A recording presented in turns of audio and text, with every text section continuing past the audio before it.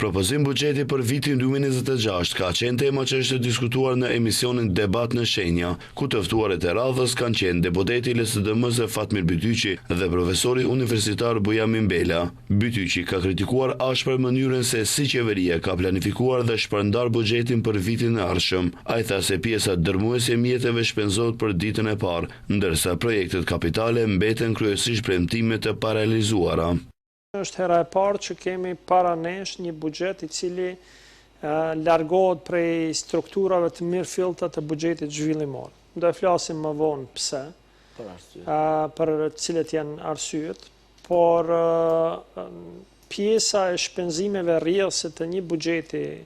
siç është ky që i afrohet nivelit të 90% të hyrave dhe shpenzimeve, nuk kemi pas deri tani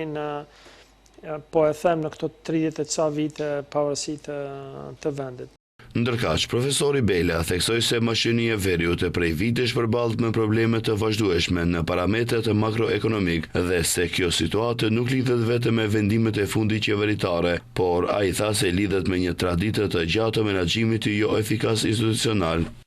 Në përgjithësi, nëse i referohemi zërave buxhetor, të cilat i shohim, mos harrojmë se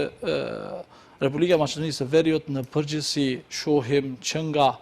mos marrim shumë trendin fenomenit që nga pavarësia e këndej, po 5 vitet e fundit që nga 2020-2021 shohim se nuk është se ka ndonjë ndryshim të lartë ose drastik të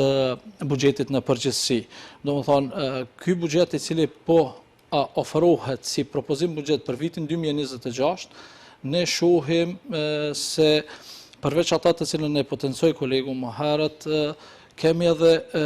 përveç shpenzimeve kemi edhe rritje të ardhurave të përgjithshme që planifikohet të mblidhen, domethënë në shtet, janë ndikon 12 miliard e 558 milion denar, më shumë se sa viti 2025. Ndërkaq, duke folur për rritjen e pagave, Bela theksoi se kjo nuk është një zgjedhje politike, por një detyrim që vjen nga marrëveshjet kolektive dhe nevoja për të balancuar pagat me inflacionin.